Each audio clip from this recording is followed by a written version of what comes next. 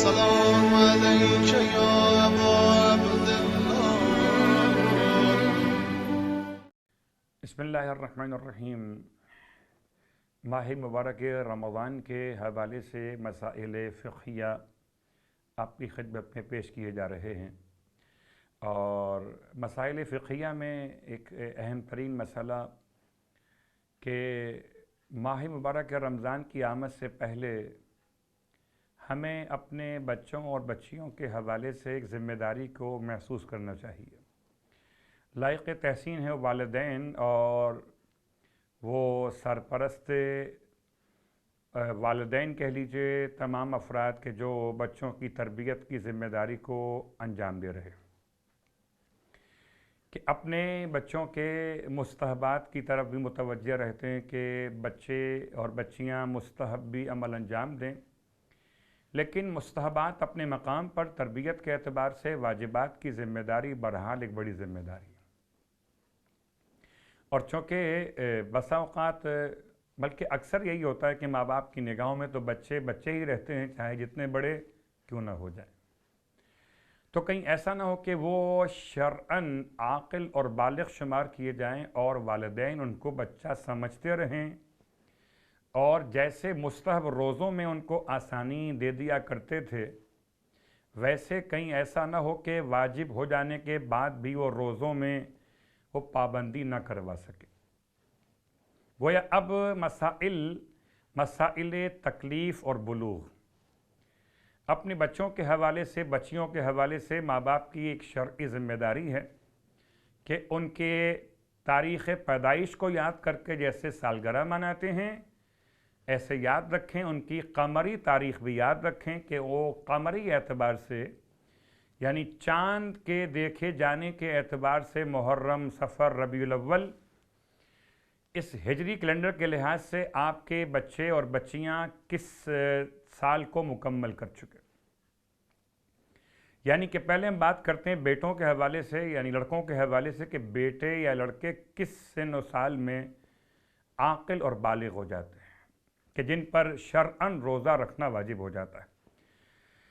تو اگر غور کیجئے کہ ویسے تو 14 سال مکمل ہو جائیں، 15ویں سال میں جب بیٹا داخل ہو جائے تو اس پر روزے واجب ہو جاتے ہیں.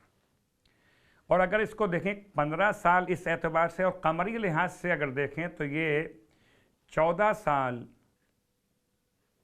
7 مہینے 15 دن، 14 سال 7 مہینے 15 دن. اگر کسی بچے کی پیدائش کو قمری لحاظ سے 14 سال 7 مہینے 15 دن مکمل ہو جائیں تو وہ ہو جاتا ہے بالغ. اور بچوں میں لڑکوں میں علامت بلوغ اس کے علاوہ بھی ہے. وہ کیا ہے؟ وہ بالوں کا اگنا، ناف کے نیچے بالوں کا اگنا، سخت بالوں کا اگنا، یہ بھی علامت بلوغ میں شامل کیا گیا. البتہ اس میں اختلاف ہے مراجع الزام کے درمیان کہ ہونٹوں کے اوپر اور ہونٹوں کے نیچے یعنی چہرے پر سخت بالوں کا نکلنا یہ علامت بلوغ میں شامل ہے کہ نہیں ہے. تو رہبر معظم کے یہاں یہ علامت بلوغ میں شامل نہیں ہے، البتہ آیت اللہ سیستانی کے یہاں یہ بھی علامت بلوغ کی علامتوں میں شامل ہے. تو یا تو یہ قمری لحاظ سے یہ دن مکمل ہو جائیں یا یہ علامتیں ہو جائیں یا اس کے لیے وہ خاص منی کا نکلنا قرار پائے جو علامت بلوغ ہے. تو ان 3 علامتوں میں سے کوئی ایک علامت واقع ہو جائے تو بیٹا بالغ ہو جاتا ہے. بالغ ہونے کا مطلب نماز اور روزہ اس سے واجب ہو گئے. اب اگر کوئی 29 شعبان تک بالغ نہیں ہوا اور پہلی ماہ رمضان کی پہلی تاریخ اگر صبح کی اذان سے پہلے بالغ ہو گیا تو اس دن کا روزہ اس پر واجب ہو جائے گا، اور اگر صبح کی اذان کے بعد بالغ ہوا تو اس دن کا روزہ اس پر واجب نہیں ہوگا. یہ تو بات تھی بیٹوں کے حوالے سے اور بیٹیوں کا مسئلہ. کہ عام طور پر 9 سال کی جب بیٹی ہو جائے، اب 9 سال کی بیٹی ہو جانے کا مطلب بظاہر 9 سال میں والدین بچی کو بچی سمجھتے رہتے، پھر کمزوری کا بہانہ کہ ابھی کیسے روزہ رکھ سکے گی۔ میں اس سے پہلے بات کہہ کے آیا کہ وہ والدین قابل تحسین ہیں کہ جو اپنے بچوں کے مستحبات کا بھی خیال کرتے، تو اگر اس سے پہلے ہی آپ نے عادت ڈال دی ہو تو پھر یہ بہانہ ختم ہو جاتا ہے۔